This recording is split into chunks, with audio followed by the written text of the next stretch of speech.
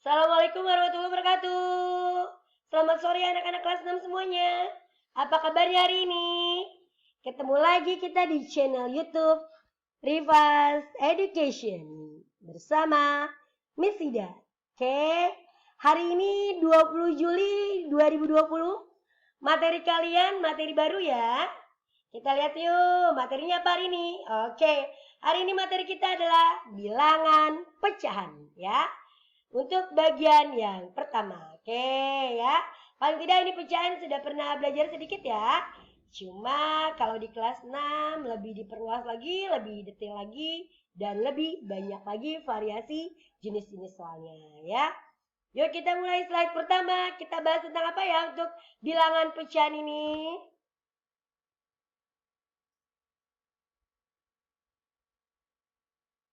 Oke, yang pertama di sini Miss Ida mau kenalin peta konsepnya dulu ya. Peta konsep pecahan kalian untuk pertama kali di kelas 6 ada 6 poin ya. Miss Ida buat dengan 6 poin, lebih dikerucutin, lebih dimantepin lagi ya. Oke, peta konsep pertama adalah definisi pecahan ya. Kalian kenalan dulu arti pecahan itu apa. Yang kedua, ada jenis dan bentuk pecahan ya. Nanti bentuk-bentuk pecahannya ada apa aja ya jenis-jenisnya. Yang ketiga, menyederhanakan pecahan. Nah, berikutnya yang keempat, mengubah bentuk pecahan dari berbagai jenis pecahan. Berikutnya yang kelima, mengurutkan pecahan. Nah, yang terakhir keenam, operasi hitung yang melibatkan berbagai bentuk pecahan. Nomor 6, lumayan banget ya. Tapi kita bahas satu persatu dulu ya nak ya. Hari ini kita bahas 3 dulu. Definisi, jenis-jenis, dan menyederhanakan. Oke. Well, kita cek slide pertamanya untuk konsep pecahan ini. Kita lihat ya. Oke. Yang pertama kalian harus kenalan dulu dengan definisi bilangan pecahan. Definisi itu sama juga pengertian atau arti. Arti pecahan apa ya? Oke, di sini ada bilangan pecahan adalah bilangan asli yang dibagi. Nah, contoh 3 dibagi 4 dapat ditulis dengan pecahan 3/4. Oke, ingat ya ini ada per ya. Per ini artinya bagi. Ya nak ya.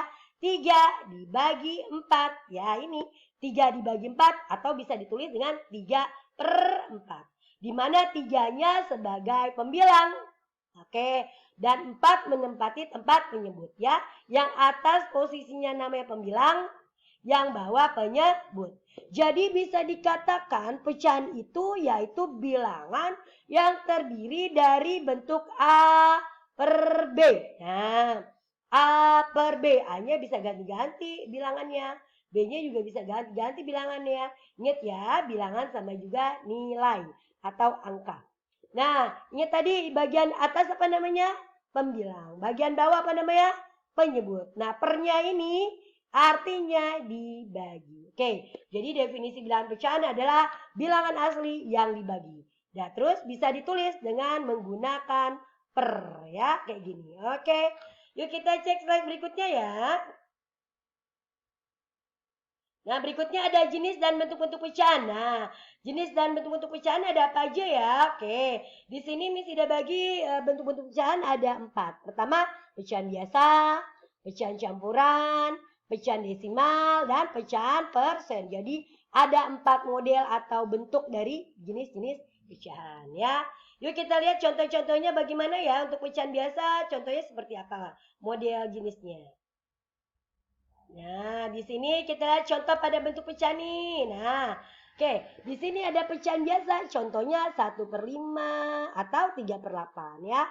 Yang atas namanya pembilang, yang bawah namanya penyebut. Berikutnya di sini ada pecahan campuran. Nah, kalau campuran ada 3 angkanya ya. 1, 2, 3 ya, campuran ini. Contohnya 2/5 atau 3/1/7 ya. Bedain antara pecahan ini biasa dan pecahan campuran. Kalau pecahan biasa cuma 2 angkanya. Yang atas sama yang bawah. Yang atas pembilang, yang bawah penyebut. Kalau campuran ada 3 angkanya. Sebagai bilangan utama, terus pembilang baru penyebut ya. Oke, ini dia bentuknya. Berikutnya ada pecahan desimal contohnya. 2,4 atau 6,5. Ingat ya, pecahan desimal itu harus ada komanya. Oke, terus pecahan persen, contohnya di sini ada 10% dan 49%.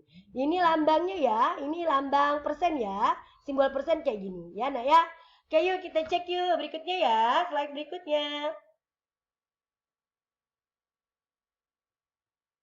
Oke, di sini ada menyederhanakan. Nah, kita mulai masuk poin ketiga, menyederhanakan pecahan. Tadi semua ada 6 poin ya, kita masuk yang ketiga. Yang pertama tadi definisinya, arti pecahan. Yang kedua bentuk-bentuknya, jenis-jenisnya seperti apa. Nah, yang ketiga ini menyederhanakan pecahan ya. Nah, menyederhanakan pecahan di sini memakai dua cara, ingat ya. Ini harus ingat ini. Menyederhanakan pecahan memakai dua cara. Nah, yang pertama, jika pecahannya bisa dibagi, maka memakai cara pembagian rumah. Tapi kalau jika pecahannya tidak bisa dibagi, pakai EPB. Ini diingat. Jadi kalau bisa dibagi, pakai pembagian rumah. Kalau tidak bisa dibagi, pakai EPB. Yuk kita cek. Contoh di sini ada contoh soal, sederhanakanlah pecahan berikut ini. Contoh 30 per 24. Ingat ya, per ini artinya apa? Bagi. Kita cek yuk, 30 dibagi 24 bisa nggak? Bisa kan? Nah, kalau bisa berarti pakai pembagian rumah. Seperti ini kita cari. Berarti 30 bagi 24. 30 bagi 24 dapatnya 1. Terus 1 kali 24, 24. Kurangin deh, sisa 6. Ini hasil ya, nah. Ini hasil yang bawah sisa. Hasilnya taruh di tengah, oke. Sisanya ini taruh di atas, oke. Jadi hasilnya 1, 6 per 24. Nah, kan terakhirnya 6 per 24 ya nak. 1, 6 per 2. 6 per 24 ini bentuk pecahan biasa. Nah, jika kalian ketemu dengan pecahan biasa, maka harus disederhanakan. Yuk kita lihat di sini. 6 per 24 sederhanain lagi. Bisa nggak 6 bagi 24? Nggak bisa ya. Ingat ya, per ini artinya bagi. 6 bagi 24 bisa nggak? Nggak bisa kan? Kalau nggak bisa berarti pakai EPB. Cari EPB dari 6 dan 24, EPB-nya 6. Ya udah, kalau EPB 6 berarti bagi 6 bagi 6. 6 bagi 6, 1, 24 bagi 6, 4. Jadi 1 per 4. Ini dia hasilnya. Semoga bisa dipahami ya nak ya. Berikutnya kita lihat lagi yuk. Nah ini tadi dibagi ya. Kita lihat lagi ya. Contoh berikutnya. Nah masih juga menyederhanakan pecahan yang pecahannya bisa dibagi ya. Oke, kita lihat di sini. Menyederhanakan pecahan pakai dua cara. Ingat. Ya, syarat ini harus ingat, untuk menyederhanakan pecahan harus memakai dua cara. Syaratnya ada dua. Yang pertama, jika pecahannya bisa dibagi, pakai pembagian rumah. Tapi kalau pecahannya tidak bisa dibagi, pakai PB. Kita lihat di sini, 70 per 30. Nah, per ini bagian ya. 70 bagi 30 bisa nggak? Bisa. Kalau bisa berarti pakai pembagian rumah. Yuk kita cek pakai pembagian rumah. 70 bagi 30. 70 bagi 30 dapatnya berapa? 2. Terus 2 dikali 30, 60. 70 kurang 60, 10. Kalau udah sampai sini, gak usah tambahin 0 lagi. Jadi selesai. 10 bagi 30 bisa nggak? Nggak bisa. Kalau nggak bisa ya udah. Jadi selesai. Hasil yang mana? Hasil ini ya. Hasil ini. Hasil sisa yang bawah. Hasil 2 taruh di sini. Sisanya taruh di atas. Nah, jadi harus hasilnya 2, 10 per 30. Nah, kita lihat 2, 10 per 30. Lihat lagi, ini kan pecahan biasa ya, nak. Nah, kalau pecahan biasa harus disederhanakan. 10 dibagi 30 bisa nggak?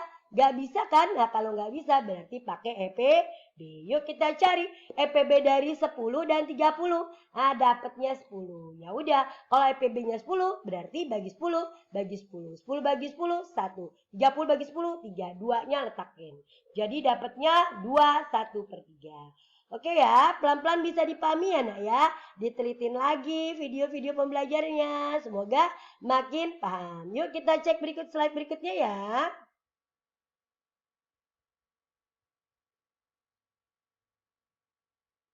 Oke, di sini kita lihat nih. Nah, sekarang pecahan yang tidak bisa dibagi.